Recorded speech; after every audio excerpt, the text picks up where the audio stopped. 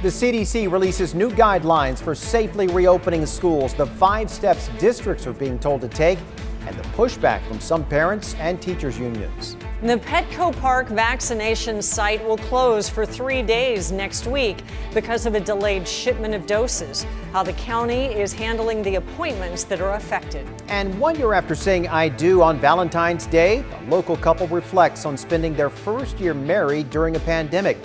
In a story that's positively San Diego, they share with us the obstacles they overcame and the joys of new beginnings.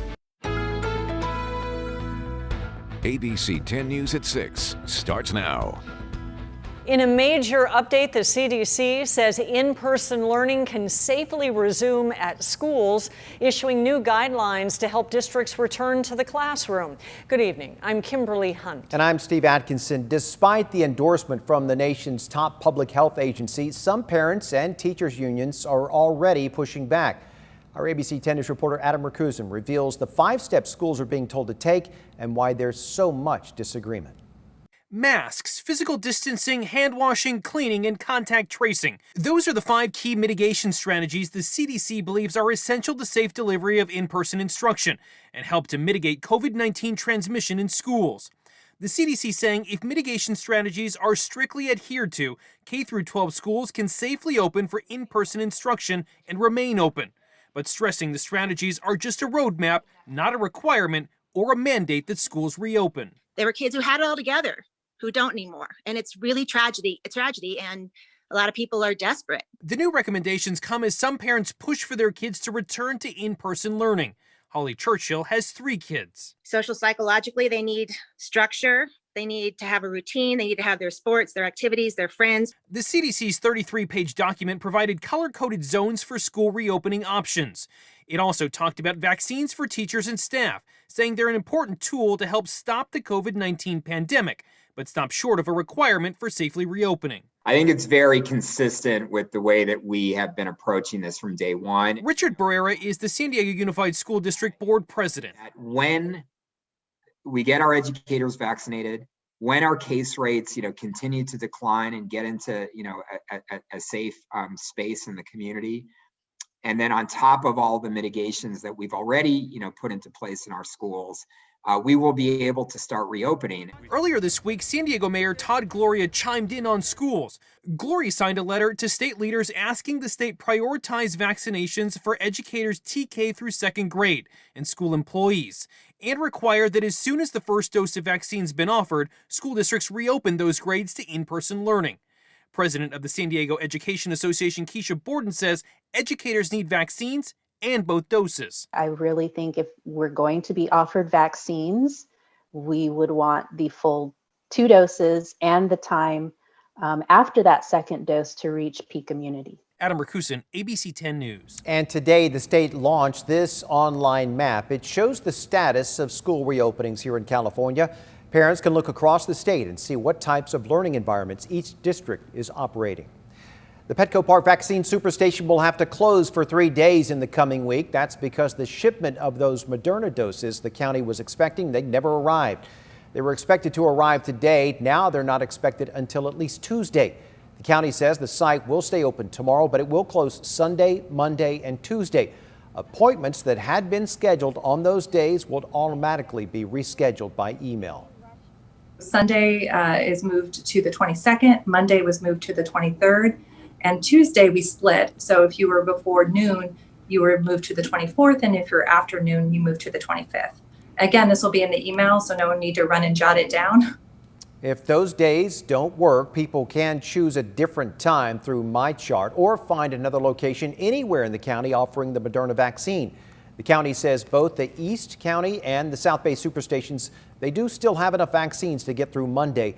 The North County Superstation in San Marcos also has enough vaccines to complete the 2nd dose appointments. Another vaccination station is up and running in San Diego County. The Del Mar Fairgrounds gave out its first vaccines this morning. ABC 10 News anchor Lindsay Pena shows us how the county's newest location will operate.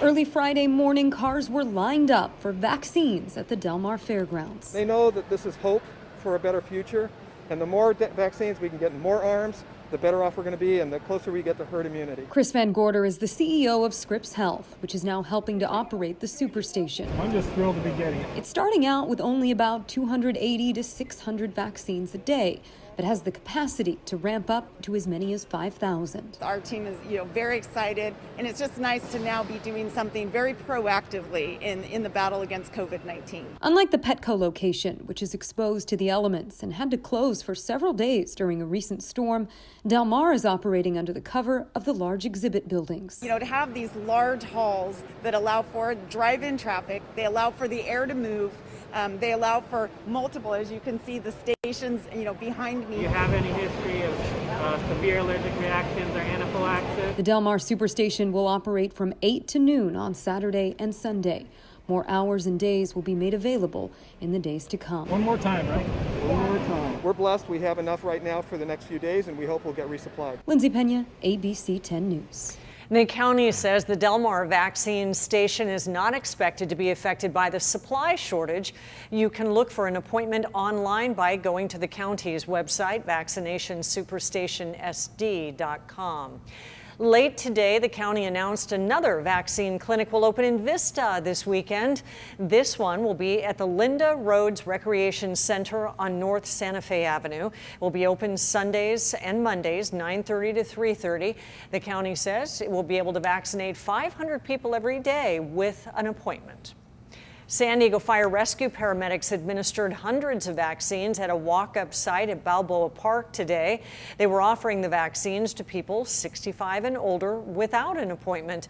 This was at the municipal gym near the Air and Space Museum. There were only a few being offered for that few hours. There's no word on if they will hold a similar vaccination event again anytime soon. Another 4 to 6 million Californians will soon be eligible to get the vaccine. Today, the state announced that anyone ages 16 and up with pre-existing conditions or a severe disability are next in line.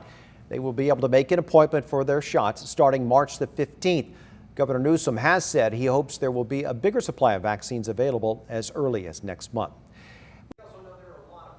And different experiences with the vaccine rollout. Our ABC 10 News in-depth team is committed to tracking down answers and sharing your stories. Just send us an email to tips@10news.com. There have now been 250,000 confirmed COVID cases in San Diego County. More than 800 new cases were reported today, pushing our local total past that threshold. But our 14-day rolling average continues a downward trend, now slowly approaching 6%. That's a number we haven't seen since early November. The county said 24 more people have died from the virus. Nearly 3,000 San Diegans have now lost their lives to the virus. Former President Trump's defense team only took a few hours to present its case to senators during the impeachment trial today. The defense accused House impeachment managers of manufacturing evidence against Trump to boost their case. And their case hinges on three main arguments: that the trial lacks due process, it's unconstitutional, and the former president's words before the deadly insurrection amount to everyday political rhetoric. The article of impeachment now before the Senate is an unjust and blatantly unconstitutional act of political vengeance. After opening arguments, senators asked the defense and the impeachment managers a series of questions. After the Q&A, both sides will make their closing arguments, and then senators will cast their deciding votes. The trial is expected to resume tomorrow morning. We will continue to have live coverage of the impeachment trial this weekend on our streaming apps. You can watch by downloading a free 10 News app on your phone or a streaming device.